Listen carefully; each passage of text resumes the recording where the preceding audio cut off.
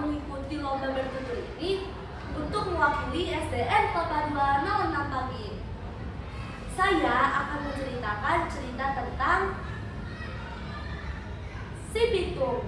Penerbitnya adalah Pustaka Sandrojaya. Pada zaman penjajahan Belanda di sebuah kampung Rawabelang, lahir seorang bayi laki-laki mungil dari keluarga sederhana. Ayah dan ibunya hanya seorang petani. Kehadiran sang bayi ini menambah kebahagiaan dalam keluarga itu. Bayi itu diberi nama Pitung. Di pagi itu di balai-balai bambu depan rumahnya, Ibu Pinah sedang menggendong Pitung kecil sambil berjemur. Setiap selesai memandikan Pitung, Ibu Pinah menggendong sambil berjemur depan rumahnya.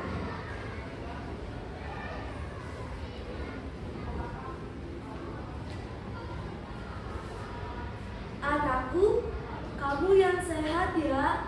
Kelak besar nanti, kamu akan berguna bagi nusa dan bangsa, kata ibunya sambil tersenyum.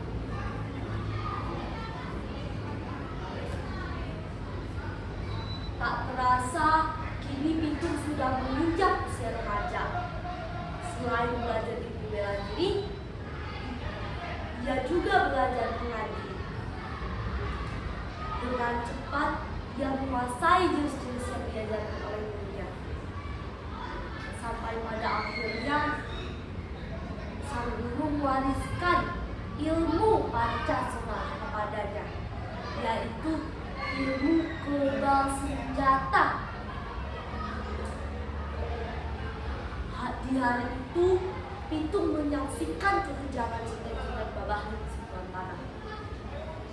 Mereka mendatangi rumah penduduk dan merampas harta benda yang ada karena tidak membayar pajak dan upeti. Dengan kejam, ia memukul, menyeret penghuni rumah. Hati kecil Pitung terpanggil untuk menolongnya. Ini adalah saat pertama Pitung harus membela orang yang lemah. Pitung tak tega melihatnya. Hei, citeng-citeng! Mengapa kalian merampas dan menindas orang yang tak berdaya? Kalau berani, sini, lawan aku! Tantang Pitung. Mendengar itu, sang pemimpin centeng marah.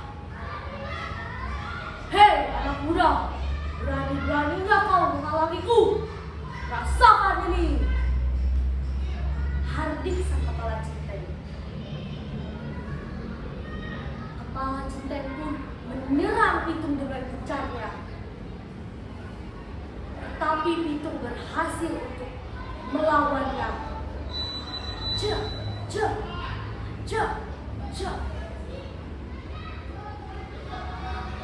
Sang pemimpin centeng itu roboh dalam 2 jurus.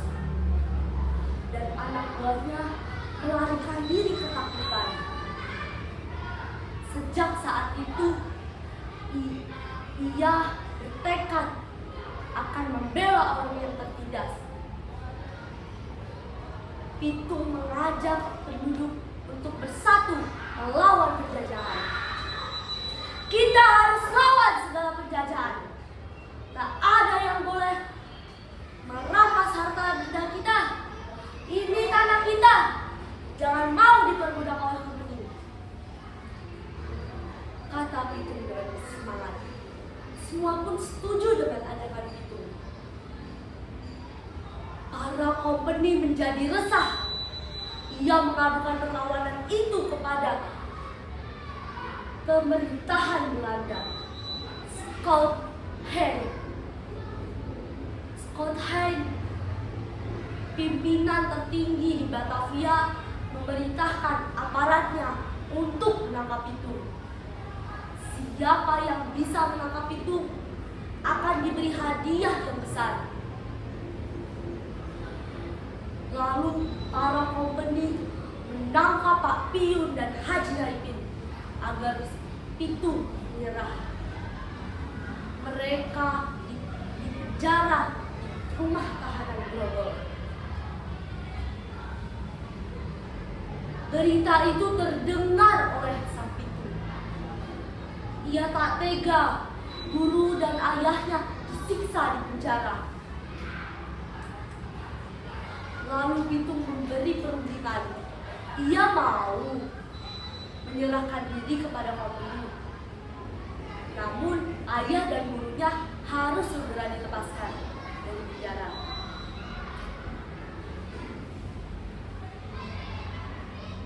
Lalu di hari itu Haji Naipin sedang dibawa oleh pasukan polisi ke alun-alun kota. Lalu datang Pitu seorang diri. Ia meminta agar gurunya dan ayahnya segera dilepaskan, baru ia mau menghadapi Scott Hand. Scott Hand pun melepaskan Haji Naipin. Hahaha, menyerah juga ya kau Pitu, kata pemimpin kompeni dengan kesal. Aku tidak takut menghadapi pengecut seperti kalian, kata Pitu. Mendengar itu, sang pemimpin Scott Hand marah. Ia mengorderkan kepada pasukannya untuk segera menembak Pitu.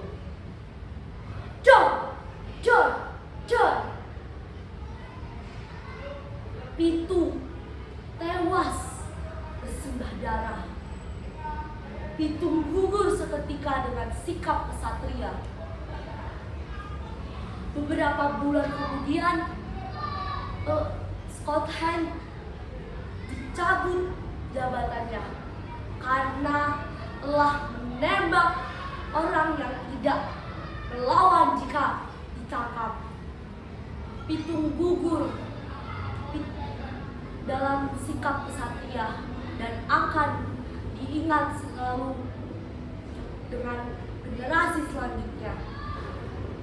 Sekian cerita dari saya.